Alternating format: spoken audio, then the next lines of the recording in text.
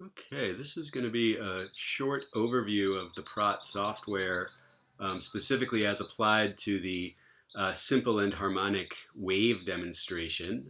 So these audio files are linked from the handouts section of the website, and I think they're called harmonics.zip. I'll check that in a second.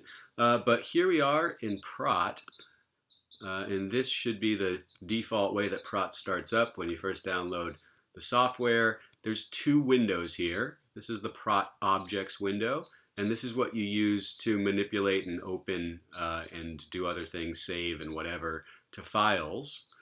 This is the Praat pictures window, which we're going to ignore this semester. You can make beautiful phonetic graphics in here, but it's very involved and it's not probably worth the time in an introductory class to go through that. So I'm just going to close this out, and we're going to be using the objects window, and then once we get some sound files in here, we're also going to be using the analysis window. So how do you get a sound file open? Well, depending on your operating system, you may be able to just click on the file, right click or control click on it and say open with Praat, but otherwise you'll have to come in here into Praat, read from file, and then you'll go to your directory. I'm already in the directory I want, but obviously I'm going to navigate over here and find the ones I want. This one is the harmonics folder, which comes out of this zip archive I downloaded from the website. Here's what the folder looks like. There's 5 sound files in it. These are wave sound files. That's a good format for using in phonetics because it's readable on every machine and every kind of software. So I'm just going to select all of these and open them. Now they show up in my Praat objects window. Okay, so now what can you do once you have these things that we want to look at in the file window or the objects window? Well, for right now, we're mostly going to be looking at these, and the way to do that is with the View and Edit button. So I'm going to start with the pure tone 100 hertz, and this corresponds to the demonstration of harmonic oscillators in the handout, where we have this little graph with a pure tone and then 4 overtones, and I'm showing you how a complex wave works. So here's the simple sine wave. This is just one component. Now you open this up, you're depending on the default software settings, I'm not totally sure, you're going to have some mix of different analyses and different views here. I'm going to actually chop out this bottom window. This is the spectrogram, which we'll get to later, but I'm going to get rid of it for right now. And I do that by going up to the spectrum menu and unclicking show spectrogram. So now that spectrogram's gone, and then these other analyses are things I happen to have open in my Praat earlier that I'm now going to get rid of, and they're on all these different analysis windows. So I have formant tracker on, I'm going to turn that off. I have the pitch tracker on, I'm going to turn that off. Now that window disappears, I have just the waveform. So what is this? This is a window that records the actual pressure fluctuations over time that were input to the audio file. So this might be from a microphone where the pressure is being recorded by a diaphragm inside the mic. This particular file I actually made in Praat from an equation. The details of how that works are not going to be important for this class or the analyses we'll be doing in here, but this is an actual wave. It's a little bit hard to see anything. And that's because we're looking at a fairly long stretch of time here. So you can see down here, these are all important buttons. They're showing you the total duration of the visible window here, that's 1 second. The total duration of the file, also 1 second, so we're looking at the entire file here. And then these ones are showing you the duration on either side of the cursor. So I have the cursor set right here in the middle, 500 milliseconds into this 1 second sound. That's just where it pops up when you open the window. I can also move this around by clicking. Now I'm 320 milliseconds into the sound, and so on and so forth. And then the other important thing you can do here is select a stretch of the file by clicking and dragging. So right now I've just selected about 230 milliseconds of this file. And two quick mechanical things here. I'm going to want to, if we're going to want to listen to a part of a file, it's important that the beginning and the end of the selection are at zero pressure points in this wave. Why is that? Because if you start a sound file at a non-zero pressure, your computer speaker or headphone or whatever will try to instantaneously change the pressure when it starts playing the sound, and that's going to create a click or a pop. So if you want to get rid of that, you have to make sure that both edges of the selection are at what we call a zero crossing. You can do this with the select menu here. So I have this stretch selected, and I'm going to click here and go move start of selection to near zero crossing, and move end of selection to near zero crossing. And notice that both of these have shortcut keys. So when I'm selecting things in this demonstration, I'm going to be using the shortcut keys and doing this every time I select a part of a sound that I want to listen to. I'm going to be doing this with the shortcut keys. So here we are at zero crossings. Now, what can you do with these bars? If you click on one of these bars, it's going to play that part of the file. So if I click here, it will play the first 255 milliseconds, here the part that I've selected, or here the last 515. If I click on this one, it's going to play the entire visible window, which is the entire file in this case, and this one will play the entire file. I have this selected. I'm going to zoom in now. And there's several ways you can zoom in. You can press the in button, and that will zoom you in to some extent, but not corresponding to what you've selected. You can zoom back out with that button, or you can zoom into your selection, and this is going to be useful. So I'm going to zoom in just on the part I've selected here. And now it's a little bit clearer what's happening here. You can see this repeating spike over and over and over again. And so, yeah, this is a sine wave. If you zoom in even further, like say, to a very short stretch here, again, I'm going to zero out the selection. This is 40 milliseconds, 0.04 seconds. And here's what this looks like. I'm going to select it and zoom in. It's a sine wave of the type we were looking at in the handout. Right? So this is a 100 hertz sine wave. And if you wanted to figure out the frequency of the sine wave, you could measure the time in one cycle. So if this is the zero crossing over here, then one cycle would be up and down and back to the middle. So there's one cycle of the wave. And when I select that, it's 0.01 seconds, 10 milliseconds, or 1/100th of a second.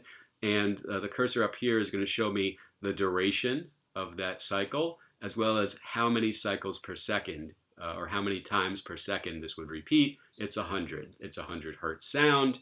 It takes 10 milliseconds for one wave to complete its cycle. That's the period of the wave is 10 milliseconds.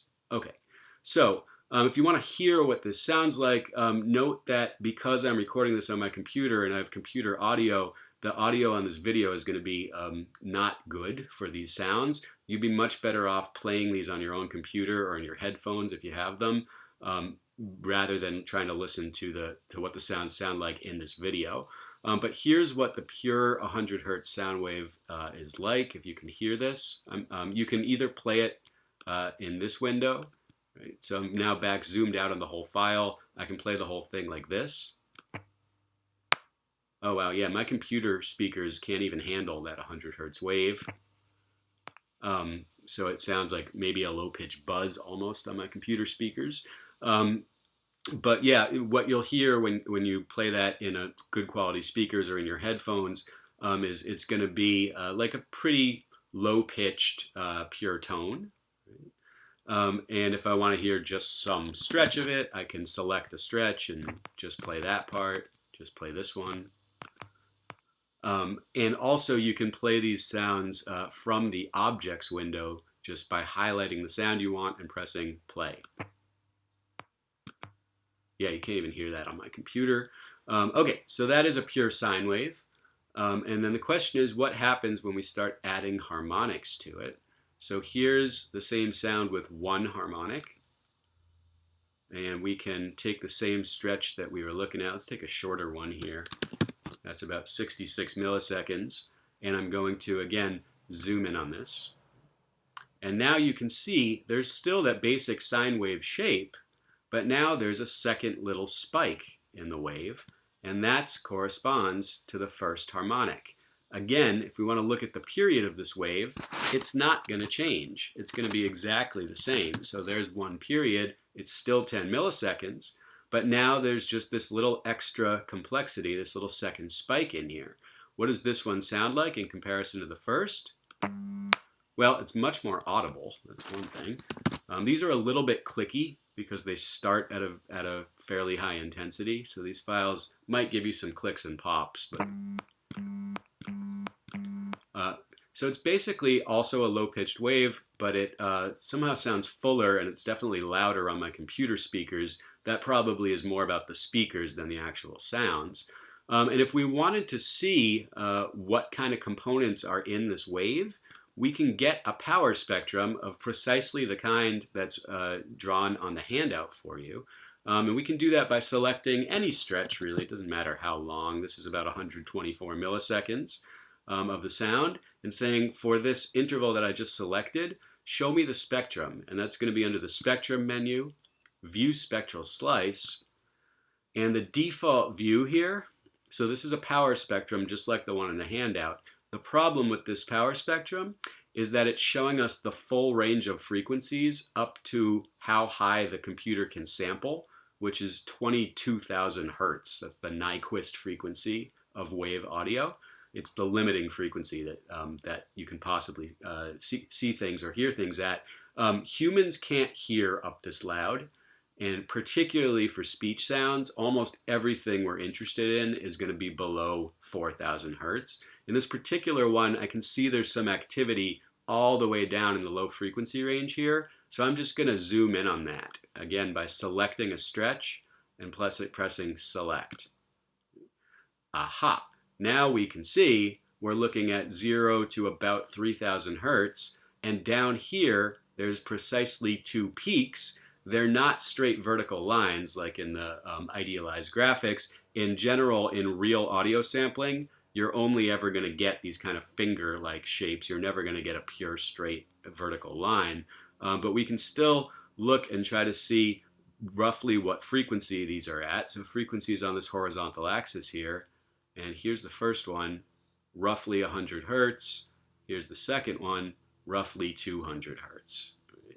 We can zoom in even further, get a closer look at these, and you see two pretty clearly defined components here.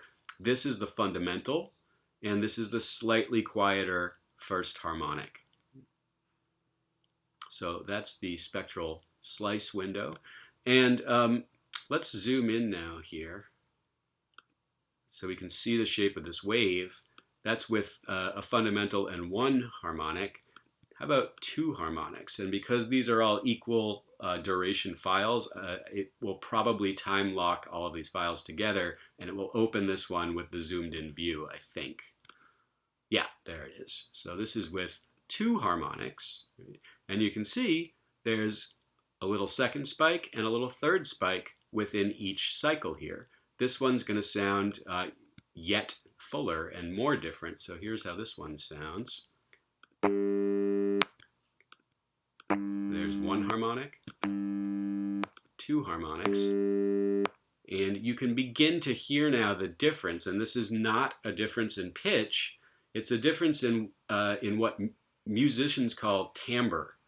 So this is a music term for the spectral prominences within the sound of any instrument or your voice, and this is what you sense auditorily when you hear differences in the arrangement of harmonics. It's referred to as timbre in music, and in speech it's going to be something like vowel quality or voice quality. So here's the last one with 4 overtones. Let's take a look at that. And now you can see this wave starting to approach the shape of what's called a sawtooth wave, and that's what an actual glottal output wave looks like. Why does it have that sawtooth shape? Well, as you get more and more peaks in the spectrum at equally spaced intervals, at these harmonic intervals, it starts to blur out all the individual peaks except for the main one at the fundamental frequency, and you just get this sort of It's called a sawtooth shape. And so here's what it sounds like with 4 harmonics. And it's the fullest sound we've had yet. Um, so yeah, here's what the contrast sounds like here. Um,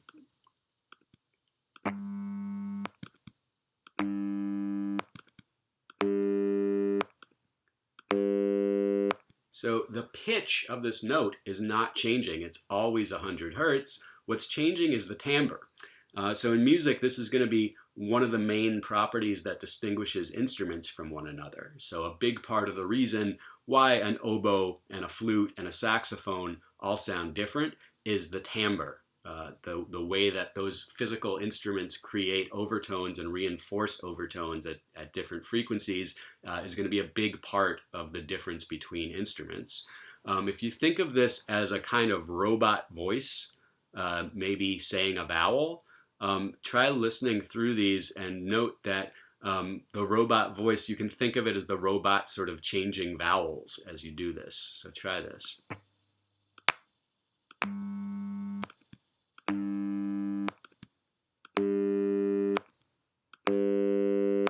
Right? And it's not perfect. I mean, it's not like it sounds like any specific vowel, but the observation here is just the same thing that's changing in these musical notes is the thing that distinguishes vowels from one another in speech.